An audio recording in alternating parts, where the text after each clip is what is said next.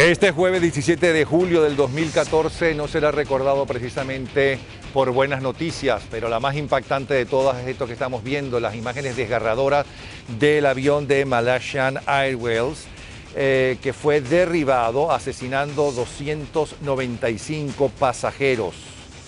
Hasta ahora se han encontrado 100 cuerpos. Hasta ahora el presidente ucraniano acusó directamente al presidente ruso Putin, quien por cierto fue el que llamó a Obama para comunicarle la tragedia. Mucha gente piensa que estamos en el inicio de una guerra fría y otros, creo que mucho más alarmistas, de la posibilidad de una tercera guerra mundial. Vamos a preguntarle al analista político internacional Lutz Fleischmann qué es lo que está pasando. Buenas noches. Bueno, buenas noches. Es difícil en este momento saber, vamos a ver quién fue lo que lo hizo, pero hay algo muy preocupante acá en este sentido. Primero, el intento ruso de anexar y tratar de que quede no solamente Crimea, sino también la parte de Ucrania Oriental como parte de Rusia. Para eso ha armado a estos rebeldes y obviamente tenemos esta nueva república autodeclarada, la República Popular de Donetsk. Aparentemente el avión fue derribado desde esa zona, eso sin duda. A mí no me es claro si esto es intencional o no es intencional. Perdón, pero el lunes pasado, ¿no? Kiev acusó a Rusia de haber derribado un avión. Correcto, o sea, a eso iba, a eso iba. Han derribado otros aviones ahí, obviamente. Y fue este lunes. Exactamente, que no tuvo mucha publicidad. O sea que obviamente esta vez hubo una intención de derribar a algo que ellos pensaban que iba a ser menos escandaloso que el derribar un avión comercial de Malaysia Airlines. Entonces, lo peligroso de todo esto es el tipo de apoyo que Rusia está dando a estos rebeldes insurgentes y el tipo de armas que se les está dando. ¿Pero usted cree que se ha planificado? Que lleguen al colmo de derribar un avión de pasajeros, cosa que no es la primera vez que acusan a Rusia de eso. Recuerda que hace un par de años atrás pasó lo mismo con un avión coreano. Bueno, en este caso obviamente se trata de controlar el espacio aéreo de esa zona que ellos quieren que sea parte de Rusia. Y este es el resultado, donde cualquiera que cruza esa línea puede llegar a ser derribado. Y de hecho, el Departamento de Estado dio precauciones a los aviones o a las aerolíneas para que no norteamericanas para que no vuelen por ese lado, porque obviamente hay disparos desde allí y obviamente ellos lo sabían, no tuvo gran repercusión mediática, pero lo serio de esto es que Rusia apoya este tipo de guerras asimétricas. Pero no estaremos exagerando un poco pensando que Rusia lo está haciendo a propósito, que está metida en todo esto. Déjeme preguntárselo a Eric Rojo, que es coronel retirado del Ejército de los Estados Unidos y experto en seguridad nacional e internacional. ¿Qué opina usted de todo lo que está pasando, Rojo? Mira, realmente es muy dudoso todo lo que se está especulando, aunque ya haya reporte de parte del Departamento de Defensa de Estados Unidos que vieron la firma de un proyectil antiaéreo que fue lo que derribó a la aerolínea. Volvemos a un punto, ¿por qué? ¿Quién? ¿Qué ganan? ¿Cuál sería ninguna justificación? Porque sabemos que hoy en día no se le puede echar la culpa al otro porque hay manera de averiguar quién lo hizo. Entonces, hasta que no veamos más detalles, podemos especular, pero ni Rusia ni Ucrania ganan nada. Ellos no tienen un pleito a nivel aéreo estratégico a esa altura de estar disparando esos misiles. Los sistemas de alta altura tienen la capacidad de distinguir por medio del transponder entre un avión militar y un avión civil. Entonces, es muy difícil decir un por qué sin que le agarremos un hilo a algo de la verdad. O sea que no necesariamente tiene que ver con lo que sucedió el lunes pasado, que derribaron un avión militar AN-26 y acusan justamente a los rusos de haber hecho eso. Bueno, es posible que lo hayan hecho, pero especialmente si los rusos lo hicieron, ellos tienen personal altamente capacitado y a la hora de poner su radar, ellos pueden ver rápidamente si es un avión civil porque tiene su código de transporte en el radar y da una firma diferente, como se dice en el lenguaje de un avión militar. Si no hubiese esa distinción, pudiese existir la posibilidad de un error, pero yo dudo mucho que el avión de Malaysia Airlines haya estado volando sin su transponder puesto. Ahora que se analicen las cajas, veremos dónde están las realidades. Vamos a ver qué nos dice José Basulto, que es piloto y fundador de Hermanos al Rescate. Buenas noches, Basulto. ¿Apareció la caja negra? ¿Ya se sabe algo de eso? ¿Qué se puede decir? ¿Por qué se dice que es un misil? Bueno, yo en realidad sé muy poco de lo que ha sucedido. Solamente estoy, como los demás, observando cómo poco a poco se pierde el respeto a la vida humana y especialmente tratándose de un avión que no era un avión militar y se le ha disparado, al igual que nos dispararon a nosotros en el año 96. O sea, lo que hace falta para que algo como esto ocurra es que países que son moralmente subdesarrollados toman acciones de este tipo por razones que desconocemos, porque estoy por ver qué gana Rusia con esto y qué gana quién con matar a todas esas personas. Lo único que se me ocurre que puede es que a lo mejor en los pasajeros habría personas que fueran de interés desaparecerlos, pero eso es muy extremo también. Fleischmann, ¿verdad? ¿Quién gana con esto? No estoy en ¿O es un acto anárquico de un terrorista extremista? Estoy totalmente de acuerdo con lo que dijo Eric Rojo en ese sentido. No hay ganancia, porque esto crea un escándalo y crea una mala campaña de relaciones públicas tanto para los ucranianos como para los rusos. Pero incluso si se trata de un error, si se trata de un error, yo pienso que fue quizá algo que fue hecho por no profesionales, pero de hecho, lo que yo sospecho es que Rusia está armando con misiles a estos rebeldes ucranianos, a estos rebeldes rusos que se encuentran en el área de Ucrania Oriental.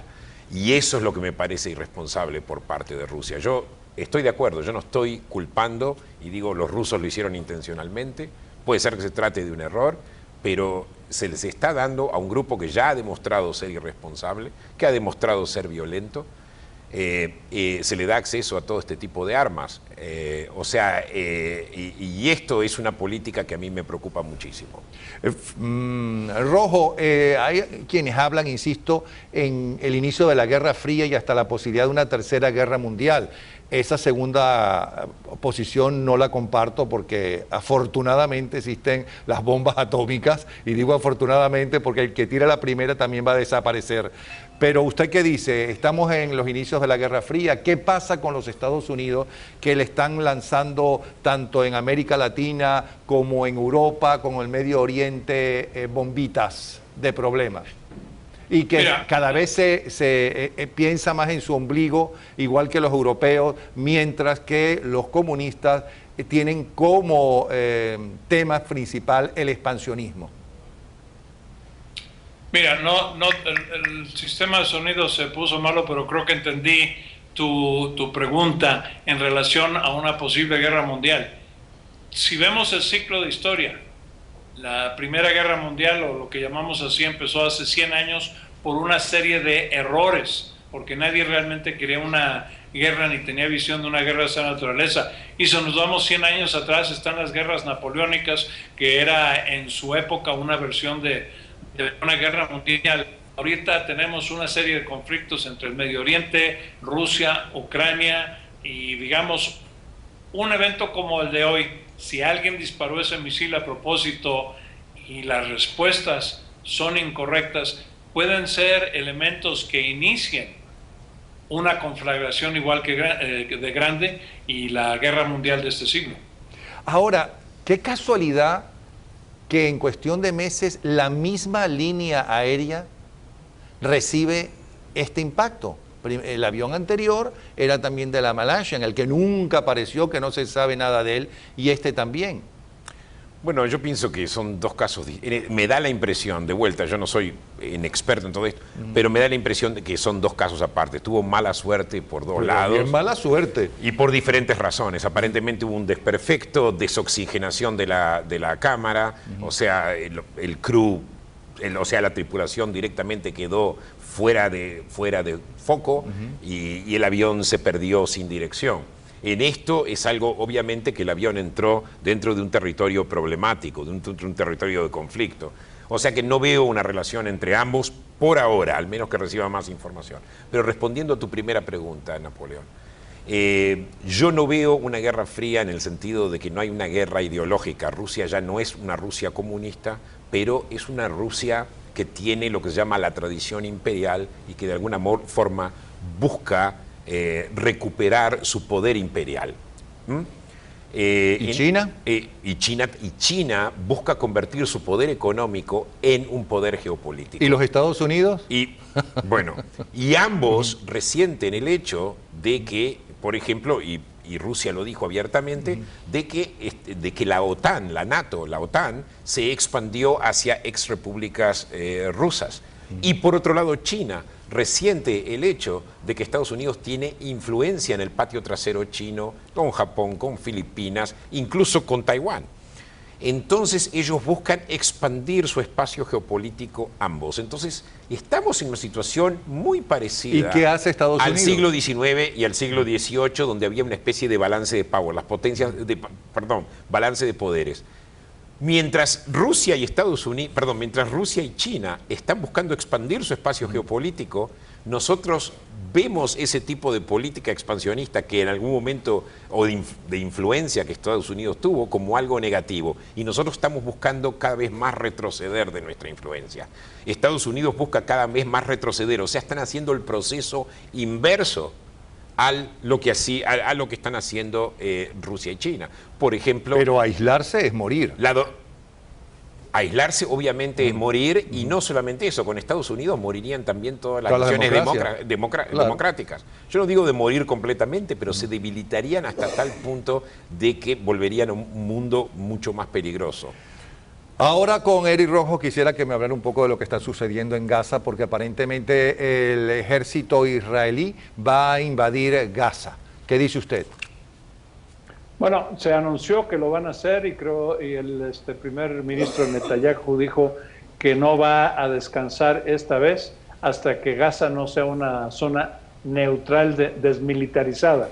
Y creo que es un objetivo correcto porque es jugar a los misiles, jugar a la muerte de civiles que están mezclados con los militares. Jamás como grupo terrorista se esconde dentro de la población civil. Y es necesario que se haga, pero viendo el polvorín entre Irán, Siria, el nuevo estado de ISIS, el posible colapso de Irak, tenemos demasiadas piezas en juego que pueden afectar precisamente el balance de poder y la estabilidad mundial.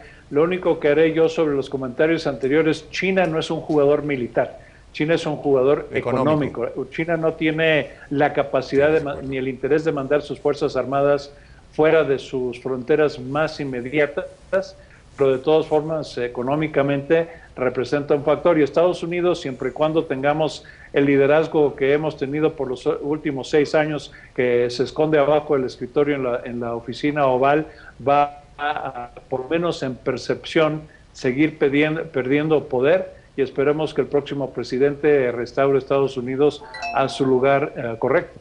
¿Le da la impresión, Fleischmann, que usted está totalmente de acuerdo con Rojo? No en la parte de China, porque, por ejemplo, en mi libro Latin America in the Post-Chavez Era, justamente hay un capítulo entero que yo se lo dedico. China no solamente que está acrecentando su poder militar, sino que ha hecho un estudio especial para acrecentar su poder naval. Y incluso llegó a la conclusión de que el modelo ideal de poder naval es el poder naval que Estados Unidos ha mantenido durante décadas. Y eso es lo que en este momento China trata de imitar. Y uno de los mitos que yo trato de romper es justamente de que China es un jugador económico y no es un jugador militar o un jugador político. Es un jugador económico como es un jugador, y esa y ese poder económico lo transforma en poder militar y en poder político. Rojo, ¿está de acuerdo en esta apreciación? No, ¿por qué? Y es fácil no pensar así. China tiene un ejército de 10 millones de soldados, pero no tiene la capacidad de desplazarlos, no tiene la fuerza aérea, no tiene la capacidad marítima para hacer la presencia. Y sí, han estudiado y que la única manera de tener una proyección de poder es como en Estados Unidos. Pero ¿cuánto tiempo y cuánto Y un día va a llegar. millones de dólares va a costar poner una flota que tenga 10 grupos de portaaviones? China tiene un solo portaavión y es un portaavión usado ruso, que es muy bonito, les da mucho prestigio, pero están décadas de poder hacer una construcción naval masiva que le pueda hacer el igual a los Estados Unidos. Lo cierto es que le están dando al capitalismo y a los Estados Unidos donde les duele. Tanto China como los Estados Unidos, en la economía. Se están apoderando de eso que ellos llamaban el patio trasero, por ejemplo, de América. Exactamente. ¿No? Hay un juego geopolítico. Aprendieron muy bien. Primero lo hicieron con las guerrillas, le fracasaron y ahora lo están haciendo a través de los manejos democráticos por los votos. Y lo están haciendo. Pero quedó con usted un tema en el aire, el de Gaza. Por supuesto. ¿A dónde vamos a llegar? Hubo 2 operaciones militares en Gaza. Una fue en el año 2009 contra Hamas y otra en el año 2012. Una fue más larga que la otra, pero nunca se logró el objetivo de totalmente desarraigar a Hamas y destruirlo. Al contrario, Hamas sobrevivió y después siguió recibiendo armas de Irán y de otros países en la misma Gaza. En este momento, si esta operación militar no logra desarraigar y llevar al exilio, exilar totalmente a los líderes militares y políticos, o directamente terminar con ellos, o llevarlos al exilio, no va a haber paz y no va a haber... y yo pienso que el modelo tiene que ser... Yo no sé cuál es... El mejor modelo es o eliminar al liderazgo político-militar totalmente y si no, obligarlos a retirarse o ir al exilio como lo hicieron en el año 1982 con la OLP. Yo no creo que jamás acepte eso, o sea que pienso que Israel tiene que ir hasta el fin esta vez y no dejar las cosas por la mitad. Gracias Fleischmann, gracias Eri Rojo, gracias José Basulto. Tenemos que aclarar que Putin anunció que es falso que van a reabrir la edificación y el control de seguimiento de las conversaciones, etcétera, etcétera, de espionaje en Cuba. Lo declaró ayer mismo en la noche. Ya regresamos porque tenemos que las instalaciones del Estado cubano se convierten en hospedajes turísticos. También la comisión del condado de Miami-Dade juega monopolio con el dinero del pueblo y continúan los arrestos y abusos a inmigrantes. También alarma nacional, despidos masivos en grandes empresas y una prostituta acaba con la vida de un altísimo ejecutivo de una reconocidísima empresa. No se muevan, tenemos más.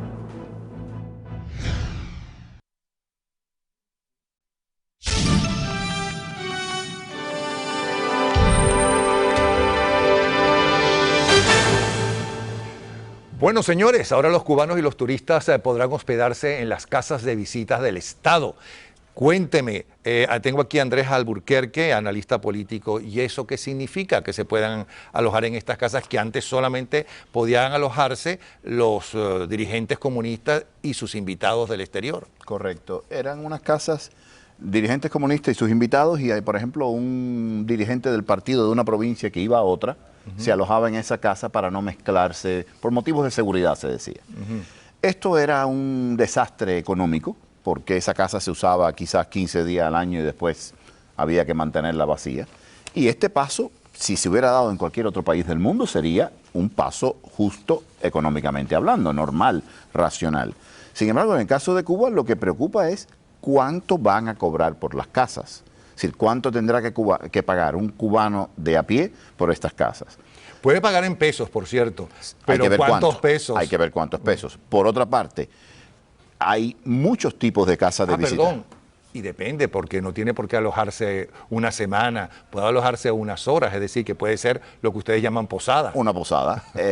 A lo mejor tienen dinero para una posada. A lo mejor es la manera del régimen de pagar la deuda que tiene con el pueblo después que destruyó las posadas.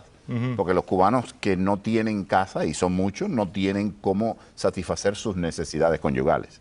Es un drama. Pero lo cierto es que desde hace 3 años para acá ya el cubano puede entrar a los hoteles que solamente podían entrar los turistas, Sí. cosa que me parece absolutamente increíble, el desprecio al pueblo cubano del régimen. Seguro. Pueden ir a Varadero, cosa que no podían ir. No sé si podrán comprar todavía en las diplotiendas. ¿Pueden? No, hace rato. Eso Ajá. ya... Pero ahí con dólares. Con dólar, sí. Todo es con el CUC famoso, que es el cambio que se hace con el dólar. ¿Y por qué esta apertura lenta, pero apertura? El régimen no tiene otra alternativa. ¿Por No qué? tiene fuentes de ingreso. Venezuela se tambalea. Venezuela, aunque Maduro dure, de todas maneras, hace ya un año que no está cumpliendo los compromisos de entrega de petróleo, no tiene posibilidades de generar dinero y subvencionar a Cuba. La chequera, como dicen ustedes en Venezuela, la chequera se acabó. Sí, pero ya está Putin, ya Rusia puede No, ser la chequera. para nada. Rusia dice que, atención, Como Rusia lo fue en una época. condonó, no, para nada. Rusia condonó el 90% de la deuda, si no me equivoco. El otro 10% lo dejó como inversión. Va a invertir eso mismo que le deben. Rusia no va a poner un centavo más. ¿Ah, sí? Ni China tampoco. Entonces él está buscando dólares por todas partes a como dé lugar. A como de lugar. Hasta con la prostitución. Bueno, en realidad, en teoría, eso no sería prostitución porque sí. No, yo no lo digo por eso, sino por la prostitución en Cuba que disfrutan los canadienses y los españoles. Seguro. De hecho, mi profesión en lo que me gano el pan es turismo. Y me acuerdo que yo organizaba charters desde Italia y el tema recurrente eran los hombres solos que viajaban a La Habana en busca de parejas cubanas. No con ese normal deseo que ocurre en cualquier parte del mundo de conocer lo desconocido, de ver las razas distintas. Eso es normal y es humano y es sano. Sino con el morbo de voy a Cuba porque lo que no puedo encontrar aquí o lo que me costaría en otro sitio. O lo que está prohibido, como o- por ejemplo prostitución y con niñas. Con niñas, pedofilia, lo tengo allí por $4. Y tanto que criticaron la prostitución en la época del capitalismo y de la Exacto. dictadura de Batista, Exacto. etcétera. O sea que en la revolución también hay prostitución. Hay una gran diferencia. En los tiempos tan calumniados, no porque fuera un ángel Batista ni mucho menos, pero en los tiempos tan calumniados de Batista, como en todas partes del mundo, las prostitutas o los que practicaban la prostitución estaban en unas zonas bien delineadas y uno sabía si quería ir o no. Y Ahora, nadie se engaña, donde hay casinos y donde hay turismo en cualquier parte del mundo, hay prostitución. hay prostitución, pero es que ahora están en todas partes. Ahora, la chica que por la mañana va a la universidad, estudia y saca buenas notas, por la tarde posiblemente se prostituya. Y por la noche, la debacle. Pero es importante entonces esta noticia de que los cubanos y turistas podrán hospedarse en casas de visita del Estado. Es importante para Raúl. Ah, bueno, entonces dejemos eso aquí. Gracias. Hasta luego, porque no estemos representando a Raúl. Ahora yo me voy a enfrentar al peligro de caerme de aquí, que creo que vamos a acercar. Ah, no, mira, no me caí. ¿Cómo están? Bien. Buenas noches. Buenas noches. Bueno, nosotros vamos a hablar entonces de impuestos, de lo más terrible para el ciudadano norteamericano. ¿Qué está pasando en Miami-Dade? Que quieren aumentar los impuestos mientras los costos de algunos terrenos son millonarios y se necesitan, por otro lado, viviendas populares. Bueno, lo que yo vi, porque yo siendo excomisionado y presidente de la comisión, cuando lo que yo estaba viendo ayer, porque sí me interesa ver no solamente como personas que yo conozco, sino como una persona afectada por los impuestos, el presupuesto que se puso es un presupuesto que iba a liquidar muchas posiciones, especialmente algunas que yo considero que son críticas. No es porque yo fui policía por 18 años, pero cuando vas a recortar 250 policías en una área metropolitana como es el condado Miami-Dade, que por el momento es una de las áreas que menos representación tiene por policía por cada 1000 ciudadanos, y lo vas a recortar, yo creo que eso es una falta de liderazgo. Entonces, aumentan el amillaramiento para algo que yo también creo que es importante, que son las bibliotecas. No se crea que las bibliotecas aquí son solamente para leer. Muchos padres que trabajan 2 trabajos, que llegan tarde, las usan como un refugio para sus hijos, como un lugar seguro. Mira, ve a la biblioteca, espérame ahí y yo te recojo. Y son cosas necesarias para las personas pobres. Pero cuando vas a balancear que van a reducir los bomberos o el servicio, que van a reducir más de 250 posiciones de policías que hacen investigaciones y distintas cosas, y entonces van a subir el amillaramiento. Para las bibliotecas, creo que las prioridades no están ahí. Para mí, el gobierno, así sea federal, estatal o local, una de las cosas primordiales que tiene que hacer es la protección de vida y de propiedad. Y en este caso creo que hubo un fallo. ¿Qué dice Eladio Armesto?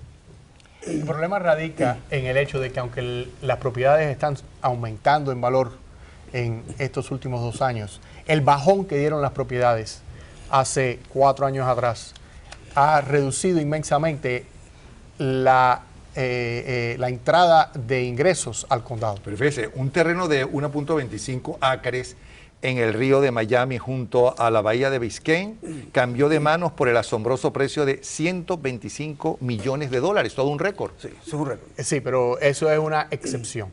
Eso es un récord excepcional. Eso no es representativo del valor de las propiedades a nivel de todo el condado. Todavía las propiedades están bajas y no las han podido subir a la oficina del tasador público hasta el nivel que ellos hubieran querido. Por lo tanto, los ingresos para el condado han sido reducidos. Y al haber una reducción de ingresos, tiene que haber una reducción en el presupuesto. Pero yo veo que al final es la gente la que termina con menos policías, con menos bomberos, ¿no? Porque bomberos, policías, maestros son fundamentales. Deberían estar muy bien pagados, que de hecho están mejor pagados que en el resto de América, también hay que mirar que el condado tiene una casta ejecutiva que está ordeñando la vaca y ganando unos sueldos, unos salarios estrapalarios que hay que reducirlos. Sin embargo, no he escuchado a nuestro querido alcalde mencionar la reducción de los sueldos de toda esa capa ejecutiva en su plan para controlar el presupuesto. Ahí es donde hay que comenzar. Es una parte, es una cosa que aquí nunca existía. Ahora hay 6... como se dice, deputy mayors, vicealcaldes, salarios. O sea, reducir altísimos. Entonces la burocracia. Bueno, es que sí, pero es que la burocracia ha aumentado. Entonces, además y hay que de eso, reducirla. Además ¿Por qué de no eso, la reducen? Bueno, eso es lo que el pueblo tiene que decir. Entre más de 54,000 personas inscritas en la famosa lotería del Plan 8, ¿no? Es impresionante la necesidad de viviendas.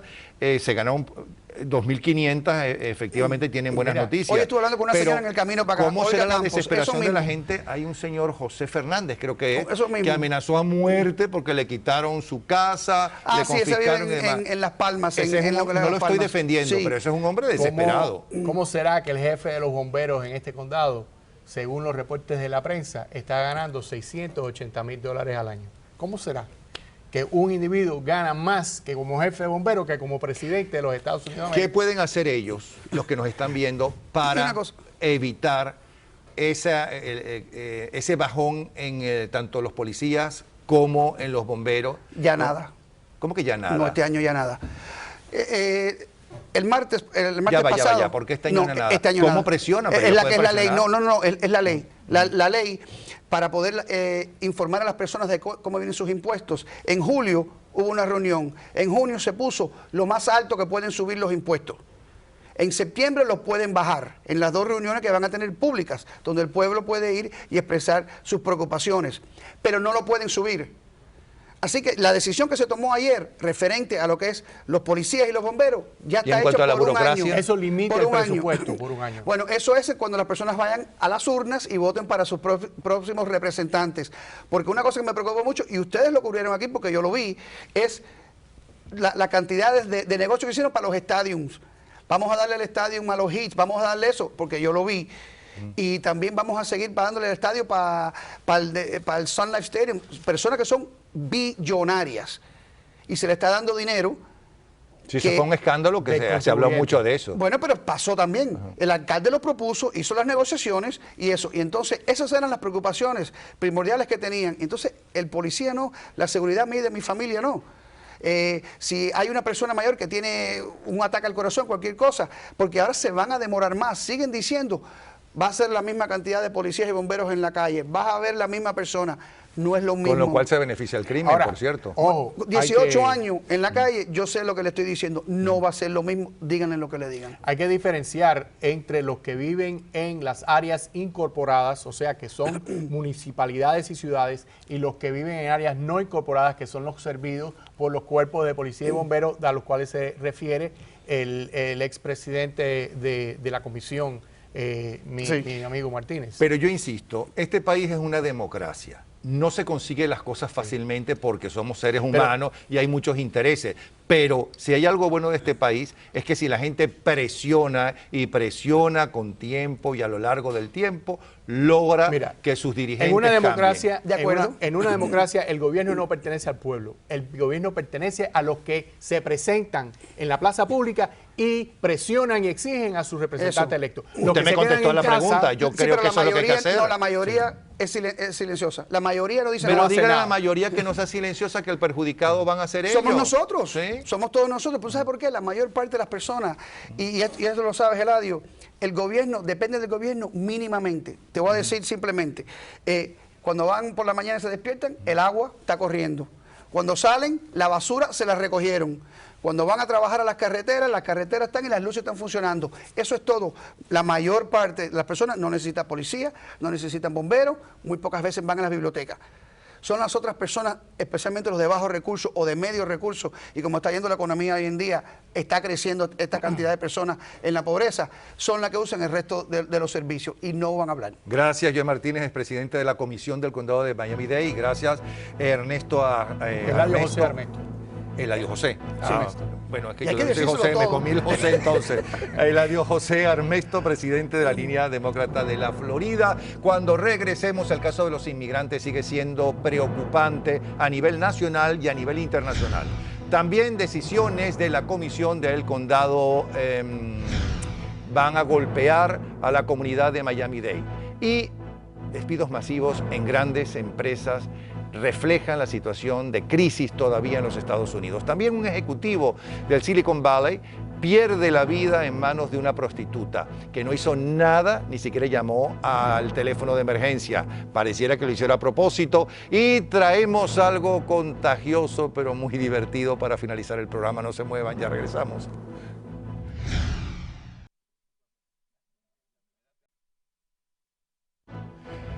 La inmigración sigue siendo tema de preocupación y las razones que llevan a las familias a arriesgarse a lo que sea para llegar a esta tierra son muchas. Tengo trabajo, ya llevo 4 meses sin trabajo y todo eso, entonces eso fue una parte, como le digo, de que me impulsó a irme, la pobreza, la situación en la que estamos aquí, de la inseguridad, de que vivimos, de que vemos los niños acá alrededor, que tan jóvenes de 12 años, 13 años, y ellos andan fumando marihuana, se drogan. Y después del programa que hiciéramos el pasado lunes, yo tuve que ver declaraciones y la vida de muchos niños y muchos padres que han enviado a sus niños arriesgándolo. Yo dije en ese programa que deberían enjuiciar a esos padres que dejan que sus niños vayan solos y pasen por diferentes fronteras solos. Ahora los entiendo y les pido disculpas. Porque, por cierto, aquí viene una noticia, rescatan en México a casi 500 niños maltratados en un albergue considerado como el mejor de México. Inclusive los violaban. Esto no hay derecho. Y lo que hacen en esos países con los niños, que inclusive en algunos de ellos, como Colombia, por cierto, la FARC, los obligan a entrar al ejército siendo unos niños, es algo inaudito. Pero ¿qué dice el analista político Frank Rodríguez? Porque además es un problema para los norteamericanos, para el pueblo norteamericano. La inmigración está en el primer lugar ahora como problema. Está en la palestra, ha subido en referencia a otros temas porque es muy lógico. Esto es una crisis similar a la crisis que ha habido en Miami con el puerto de Mariel, donde vinieron 125,000 cubanos. La crisis de los balseros, donde eran deportados a la base militar de Guantánamo. O sea que de vez en cuando ocurren este tipo de crisis. Estados Unidos puede asimilar pequeños grupos que vengan poco a poco, pero cuando 50,000 y 60,000 en un corto periodo, considerando que el año anterior niños solos fue la mitad de ese número y el año anterior la mitad de ese número, pues se ve que esto va increciendo y el potencial existe para que la crisis sea mucho más aguda y no se ve ninguna solución por parte de nadie. Bueno, las escuelas de Miami ya anunciaron que están listas para recibir ese contingente de niños, pero están pidiendo dinero, claro. Cuando nosotros los cubanos, yo soy niño Pedro Pan, yo vine solo sin mis padres, y este gran país me acogió y me envió a un orfelinato y después a una casa de crianza. En Miami se discutía muchísimo el tema de que el gobierno federal tenía que reembolsarle al gobierno de Miami por los gastos extraordinarios que causaban esta oleada enorme de refugiados cubanos, que el gobierno federal los aceptaba en Estados Unidos, pero era un peso demasiado oneroso para el municipio aquí de Miami. Así que para mí nada de esto es nuevo. Estados Unidos tiene una amplísima experiencia con inmigración, es un país de inmigrantes. Bueno, es que la historia de Estados Unidos es de inmigrantes. Exacto, pero ahora viene la inmigración ilegal y ahora se complica más cuando es la inmigración de menores de edad, algunos de ellos de una edad que ya pudieran ser peligrosos por pandillas y otros que son demasiado jovencitos para poder transitar un viaje tan peligroso como ese. Pero ¿cuál es la salida? Estamos hablando, además, esta vez de niños. No hay salida. No estamos hablando de adultos. No, yo no le vengo con ninguna solución. Aquí no hay salida. Nosotros somos un imán porque somos un país tan próspero, tan libre, que siempre vamos a traer venezolanos, colombianos, todos los que sufren, sirios, ucranianos, todas las personas del mundo anhelan venir aquí en el momento que necesitan un refugio. O sea, Estados Unidos siempre será, a menos que nos convirtamos en un país indeseable. Ahora, por seguridad nacional, Estados Unidos, ¿por qué le dio la espalda a todo el sur de su frontera? Porque vamos a estar claros, desde la Alianza para el Progreso nada más se ha hecho. Da la impresión que están muy pendientes de los problemas del Medio Oriente, que están muy pendientes de llegar a acuerdos económicos fundamentalmente con Europa y hasta con los rusos y hasta con los chinos, porque fíjense lo que han hecho en China y lo que los chinos le deben a la industria norteamericana y a los gobiernos que la auparon. ¿Qué pasa? Estos no están recibiendo las consecuencias, igual que los europeos, con toda esa inmigración, están recibiendo las consecuencias de lo que ellos hicieron en África. No, Sin compararlo, porque el colonialismo europeo ha sido terrible. No, yo soy defensor a ultranza de Estados Unidos. Yo no le echo la culpa a Estados Unidos de nada. Estados Unidos, ellos están viviendo su vida. Ahora, mucha gente dice que hay que ponerle atención a América Latina y cuando tú escarbas un poco, lo que quieren decir que hay que mandarle dinero. Ah, no, eso es el problema. Mandarle dinero y no hacerle seguimiento al dinero y no denunciar a los que se roban ese dinero y no llevar a juicios internacionales a aquellos que piden los préstamos para arreglar los países y en lugar de arreglarlo lo que hacen es robarlo. No hay nada que yo quisiera ver más que una actitud de parte de la administración, no solo de ponerle atención a América Latina, sino de enfrentarse a las tiranías, específicamente del ALBA, que están subyugando ya casi a la mitad de nuestra querida América Latina.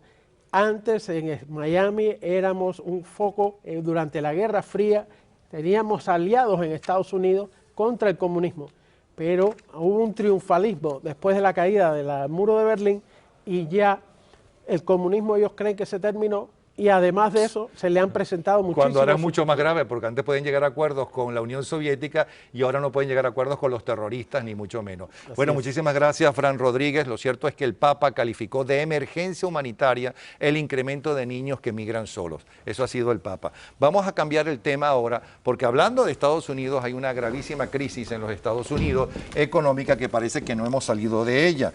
Buenas noches, ¿cómo está usted? Muy bien. Aquí tenemos a nuestro siguiente invitado, que es Mike Periu, economista. Bueno, estoy leyendo que Microsoft acaba de confirmar los 18,000 despidos que van a llevar a cabo. ¿Qué significa esto? Y esto es solamente, y es Microsoft. Sí. ¿Esto es algo muy puntual o es nacional? No, me alegro que lo hayas planteado así, porque a veces los despidos grandes en empresas importantes, uno lo ve como una señal de que hay un cambio en la economía. Pero en realidad, en este caso, tiene que ver con temas muy específicos de la empresa. No olvidemos que Microsoft hace poco compró a la empresa Nokia y con esa compra vinieron 25,000 empleados nuevos. La mayoría de los despidos son empleados de Nokia. Los que vienen de Microsoft son 12,500. Correcto. Correcto. Entonces, lo que sí, no solamente representa empleados de Nokia, pero de los que trabajaban para Microsoft, que están despidiendo, que son miles de empleados, realmente significa un cambio en cómo la empresa va a desarrollar el software, los productos nuevos, porque tienen que adaptarse a la realidad del Internet, la realidad de empresas pequeñas que pueden desarrollar nuevos productos, nuevos programas en muy poco tiempo, y Microsoft todavía no se ha adaptado. No olvidemos que es una empresa que genera $80.000 millones al año en ventas, 28.000 millones en efectivo. O sea, es una empresa enorme y es muy difícil que una empresa tan grande pueda competir con estas empresas pequeñas. Y por eso ellos están llevando a cabo estos cambios para realmente ser una empresa de nuevo líder en su industria. O sea que todos estos miles de despidos de Microsoft no es como para alarmarse y sentir que la crisis económica no va superándose, sino que se va agravando. Correcto. O sea, en este caso, estos despidos representan un problema específico, o no un problema, digamos, una decisión específica a la empresa. Yo tengo preocupaciones de la condición en general de la economía, pero no tomaría esto de Microsoft como una señal de que las cosas van a empeorar ahora. ¿Cómo ve usted la economía?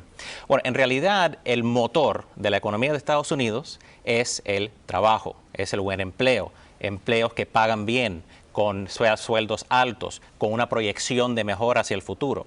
Y nuestra economía en este momento no está generando suficientes trabajos buenos para absorber a toda la gente joven que cumplen 18 años, se gradúan de la universidad y salen a trabajar, y a todos los inmigrantes. Y si no tenemos fuentes de trabajo así que paguen bien, es muy difícil que los consumidores salgan y gasten más dinero, que compren casas, compren vehículos nuevos. Y si los consumidores no compran, ¿qué pasa? Las empresas no invierten, no van a contratar más personas, no van a hacer fábricas nuevas. Es un círculo vicioso. Okay. ¿Y usted cree que la política económica del gobierno es positiva y que esto, que no hay suficientes empleos, es mucho más lento de lo que se piensa, pero que van por buen camino la política económica, o siente que la política económica es tan débil como la política exterior?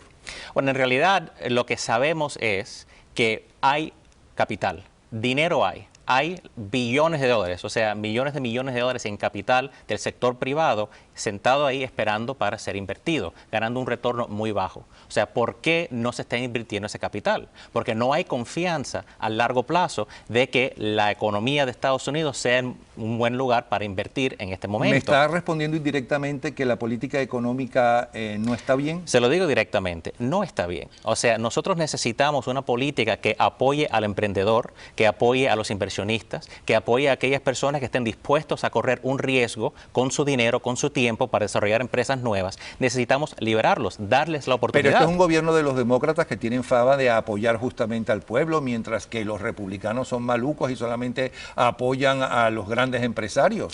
Más allá de partidos, yo lo que digo es, veamos la política. No, es un gobierno democrático. Sí, es cierto. Pero el tema aquí es, lo que yo digo, yo quiero ver políticas, proyectos de ley que realmente apoyen el crecimiento económico. ¿Qué es apoyar al pobre? ¿Qué es apoyar al pueblo? Para mí eso significa crear un ambiente, y trabajo. Correcto, oportunidades para que puedan trabajar y que puedan superarse económicamente. O sea, realmente lo que hemos creado ahora, que es muy preocupante, es un alto porcentaje de la población que está recibiendo subsidio directo del gobierno federal o los gobiernos estatales. Y eso está representando como la fuente clave de su ingreso. O sea, eso no es como ayudamos a una persona a largo plazo para que se desarrolle económicamente y personalmente. Se necesita entonces de cambiar de política económica. No es suficientemente buena. Y no cambiar algo nuevo. O sea, lo hemos hecho en el pasado y hemos visto cómo eso trae como un renacimiento a la economía de Estados Unidos. O sea, pasamos por una etapa parecida en los años 70. La década de los 80 mostramos ese cambio cuando abrimos la puerta al capital, a la inversión, al crecimiento del sector privado.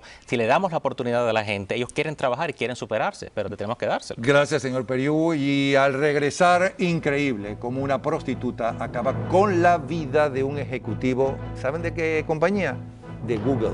Sí, señor, de Google. También es divertida, es contagiosa y no se puede evitar la risa con lo que ustedes van a ver. No se muevan de ahí, no se lo pierdan.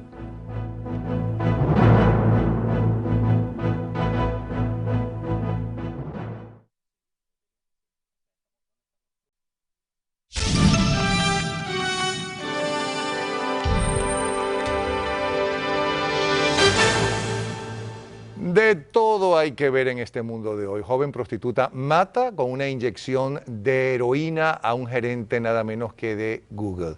Y tenemos, ¿saben a quién aquí? a María Schneider, y no precisamente la del último tango. Tenemos a María Schneider, que es fiscal del condado de Broward. Bueno, esto es increíble, esta noticia, porque además está filmada, grabada por una cámara de seguridad. Cámaras de seguridad. Se ve que ella no estaba, no se había dado cuenta de que le estaban filmando. Ah, porque parece que un novio también murió en las mismas circunstancias. Algo parecido. Entonces ahora, en este momento ella está encausada por homicidio. Tengo la impresión de que esto, cuando al fin del día va a llegar a ser homicidio involuntario. Y te explico por qué.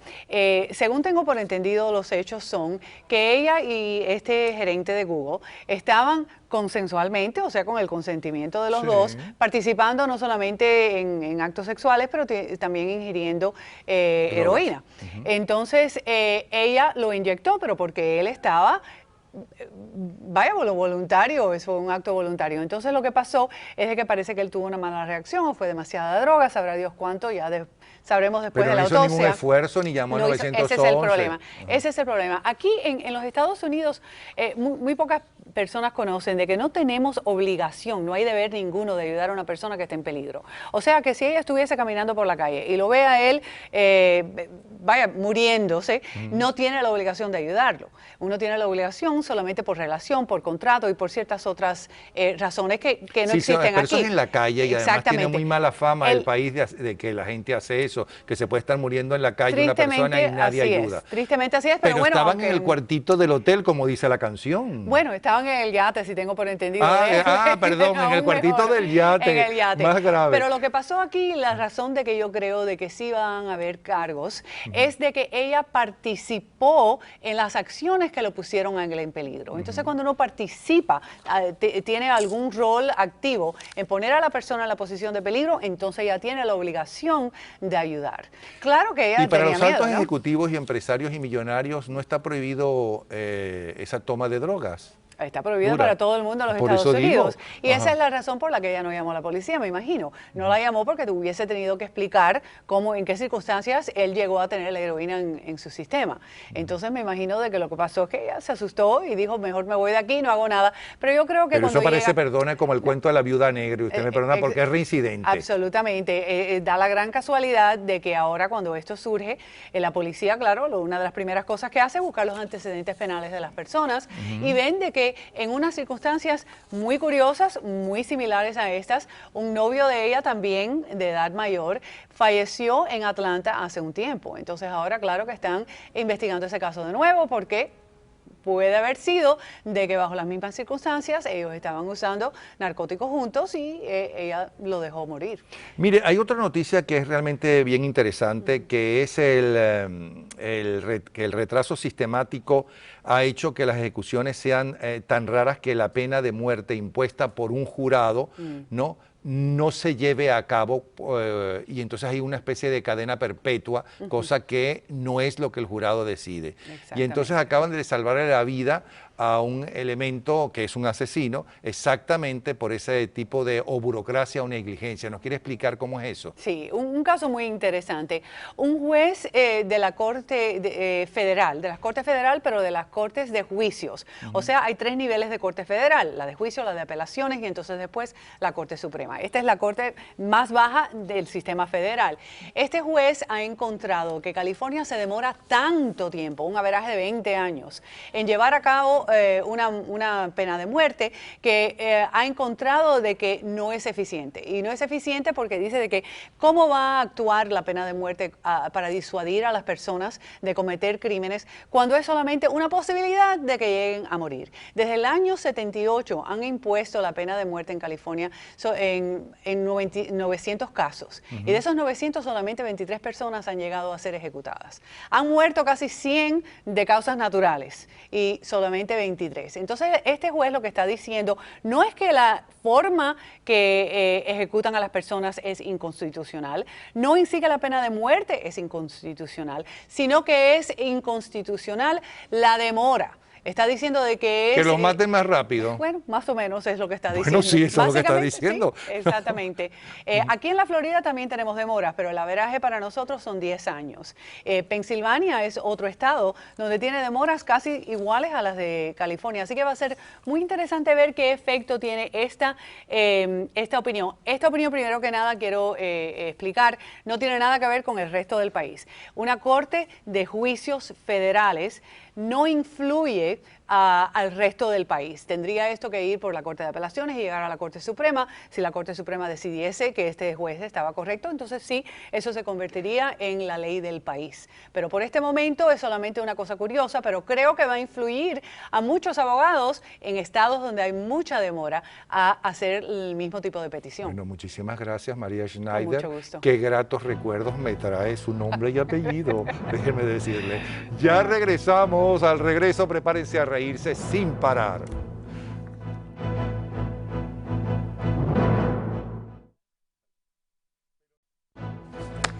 Y después de un día con estas noticias tan desagradables, lo agradable fue María Schneider.